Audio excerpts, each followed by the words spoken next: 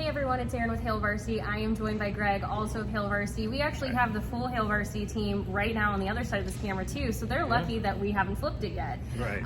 But we do appreciate you joining us for a quick recap of practice. Greg, first and foremost, how are you? It's very warm today. It is extremely warm. Other than that, I'm very well. I'm excited that it's game week. It's finally here. It is game week. We are getting ready for Nebraska to head to Illinois this Saturday for the big noon kickoff at Illinois. So it's not a home game, it's on the road, but I also just want to point something out. If you are someone who's like, what time should I tune in for this game? Kickoff is actually 12:20. Fun fact, it's not right at noon, it's at 12:20. So if you tune into Big Noon and you wonder where's the game, and it's noon central for the record. It's not what you're used to, which is 11 a.m. central. But let's talk about what we learned. So far, we heard a little bit from players yesterday. We heard very briefly from Frost, which many of you have already watched that video right here on our YouTube channel. And if you haven't, you're welcome to go watch it now. We'll actually finish this video first and then go watch it. Right. But we heard from a few players today, both coordinators, a couple of assistants.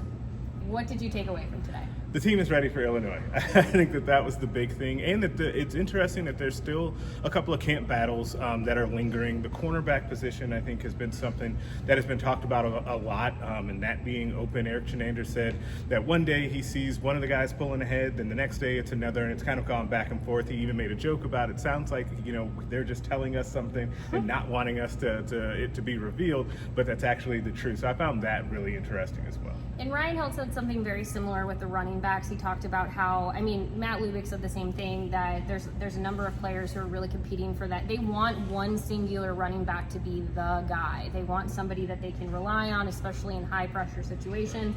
But they're not ready to tell us who that guy is yet. Ryan Hill talked about a number of them, but wasn't willing to really hone in on who that starter will be. So we'll find out, I guess, on Saturday. Well, we have to find out on Saturday. But to be clear, Ryan Hill did say, too, that could change throughout the season. It's something that they don't want it to change. They do want to have that one person. But the possibility of players working their way up the depth chart is still possible, even after game one.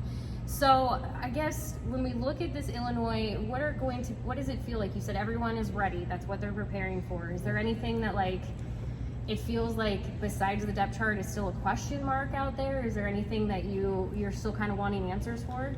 One of the specialists and what's going to happen with kickoffs. So who's going to be handling kickoffs, and then the return game? Who's going to be handling kickoff returns, punt returns? Is there going to be a rotation? Will they figure that out in game? Will it be week to week? I think that part of it, because it's been such a huge storyline throughout the offseason, right? We started off spring football talking about how they were beginning each practice with special teams. Yep. And I feel like we don't know all that much at all, besides Conoco, who we talked to today, is going to handle the extra points and field goals inside of 40 yards probably.